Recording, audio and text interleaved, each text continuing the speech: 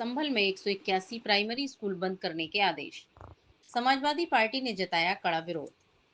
उत्तर प्रदेश सरकार द्वारा प्रदेश भर में लगभग 27,000 प्राथमिक विद्यालयों को बंद करने के फैसले के तहत संभल जनपद में भी 181 प्राथमिक विद्यालयों को बंद करने के आदेश जारी किए गए हैं।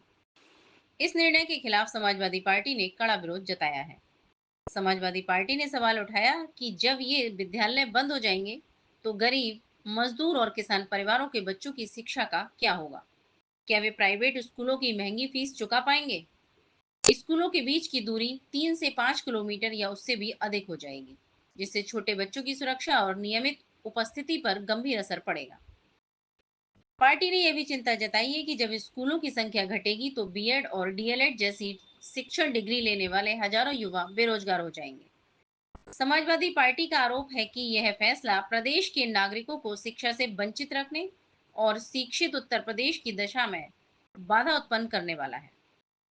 पार्टी के अनुसार यह निर्णय विश्व गुरु बनने के नाम पर शिक्षा व्यवस्था को कमजोर करने की कोशिश है, जिसका बे और पूरा संगठन पुरजोर विरोध करता है। नमस्कार, मैं पिंकी यादव, विधायक असमोली, जनपद संभल से। आज उत्तर प्रदेश की सरकार के द्वारा जो आदेश आया है, जिसके तहत लगभग 27,000 प्राथमिक विद्यालयों को बंद करने की बात कही गई है तथा मेरे जनपद संभल में लगभग 181 प्राथमिक विद्यालयों को बंद करने का आदेश आया है। ये बहुत ही निराशापूर्ण है और चिंताजनक भी। मेरा सरकार से सवाल है कि जहां सरकार एक तरफ ये गत वर्ष में दावा कर रही थी कि हम लोगों ने यानी कि सरकार ने गत वर्ष में ये दावा किया था कि स्कूल चलो अभियान के तहत सबसे ज़्यादा संख्या बल पहली बार उत्तर प्रदेश में भारतीय जनता पार्टी की सरकार में बढ़ा। अब यहाँ पर ये भी सवाल उठता है कि जब संख्या बल प्राथमिक विद्यालयों में दाखिले करके सबसे ज़्यादा गत वर्ष में बढ़ा, तो अब इस वर्ष भारतीय जनता पार्टी की सरकार इन प्राथमिक विद्यालयों को क्यों बंद करना चाहती है। सवाल ये भी उठता है कि यदि ये प्राथमिक विद्यालय बंद होंगे तो जो गरीब का, किसान का, मजदूर का बच्चा है, वो बच्चा शिक्षा ग्रहण करने के लिए कहाँ जाएगा।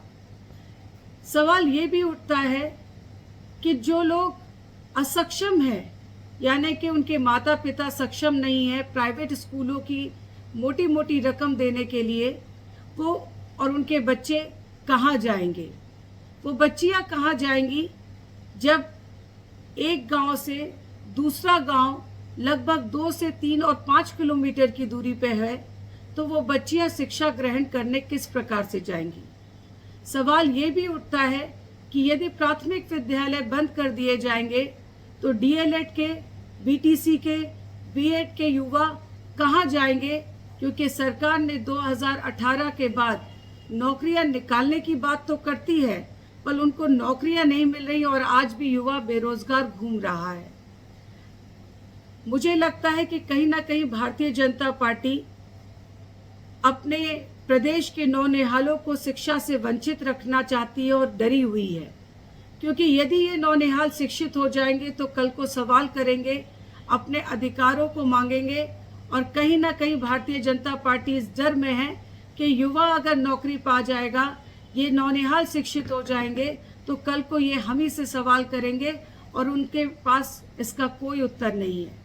ये प्रतीत होता है कि कहीं ना कहीं भारतीय जनता पार्टी असक्षम है युवाओं को नौकरियां देने में, असक्षम है हमारे गरीब, किसान, मजदूर के बच्चों को शिक्षा देने में। इसीलिए ये स्कूल बंद करने की कवायद सरकार द्वारा चलाई जा रही है, क्योंकि पढ़ाई ही लड़ाई की ताकत होती है।